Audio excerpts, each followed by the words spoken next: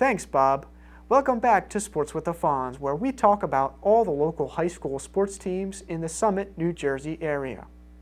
We start off in Morris County today, where two local teams are among the top seeds for the county tournaments in basketball.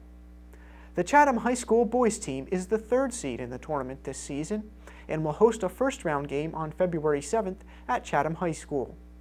On the girls' side, Chatham is the fourth seed in this season's Morris County tournament and will also host a tournament game at Chatham High School on February 7th. If you're curious, the one seed for the boys is Mount Olive High School, while Morris Catholic is the number one seed for the girls. Now, speaking of February 7th, the cutoff for the 2014-2015 state playoffs in boys and girls basketball will also happen that day. Okay, so you're probably asking right now, what is a cutoff?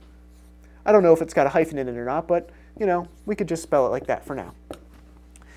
In this case, the cutoff is the last day of the season for which games can be played that counts towards your seeding in the state playoffs. So let's say I coach a girls basketball team with 10 wins and 5 losses, and we play our 16th game of the season on February 7th. Great. That 16th game on February 7th will count towards our seed for this year's state tournament because it's on the cutoff date. Now, let's say we're actually playing our 17th game of the season on February 7th instead. Okay, so I'll give myself an extra win here. We'll say we're 11-5 instead of 10-5. And 2-7, we're playing our 17th game of the season. So that game counts towards our seed in the state tournament too, right? Well, actually, that's not quite the case.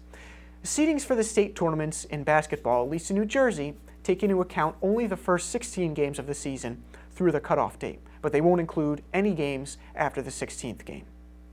Okay, so that's our lesson for today. In high school basketball, we have the cutoff date, first 16 games through February 7th all count towards the state playoffs seeding.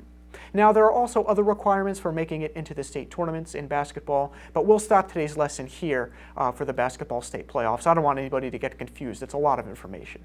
So that's going to be it for this week's edition of Sports with the Fonz, and pretty soon we'll have some information on league tournaments in boys ice hockey, and I'm really excited about those stories. It should be a lot of fun to cover.